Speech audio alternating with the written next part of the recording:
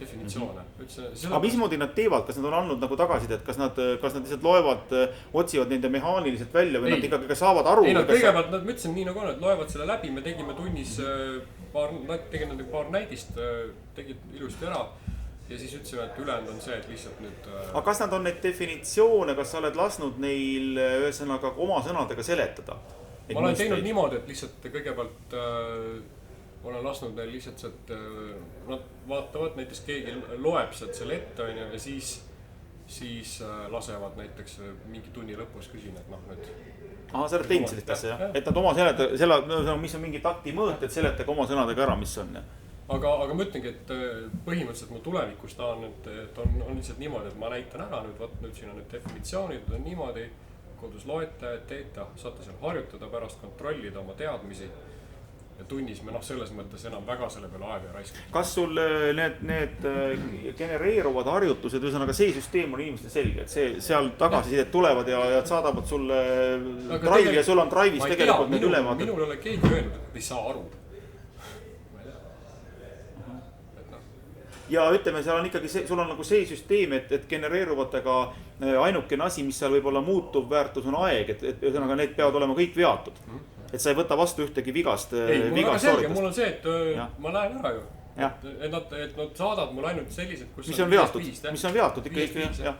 Et põhimõte on selles, et siin ei ole olemas sellist mõistet nagu teed kolme peale. Ma ütlesin ka, et neid ärge mulle saatke, kus teil on näiteks mingi 5-2 või need, et saatke siis ära. Saatke nii palju küll on, mõnel on mul näiteks, ma vaatasin, mul on veel paar õppilast on see, et neil oli vist mingi üks asi. Ma vaatasin, mis kõige rohkem või rütmi vältustes kõige rohkem peavalu ja selleks oli see, et see kiirus. Ja see oli just nimelt selles... Need aeg jooksis enne kinni, kui seda jõudis ära teha. Ja teemaks oli see nii huvitav kui olnud. Mina arvasin, et kõige keerulisem saab olema see, kus nad peavad selle takti joone määrama.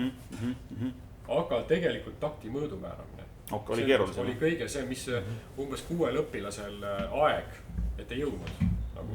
Aga siis jällegi ma tegin kohe, siis järgmine tund tegin sellise workshopi, kus ma natuke andsin siis selliseid, ühesõnaga uurisin, mis nende probleem on ja üritasin võimalik erinevad, siis kes kuidas on. Kes arvutab, kellel on soovib rohkem graafiline, kellel soovib see, et nagu see siin vaata see prillidega poiss siin, see paneb siis harjuke murdu niimoodi, sükse tempoga.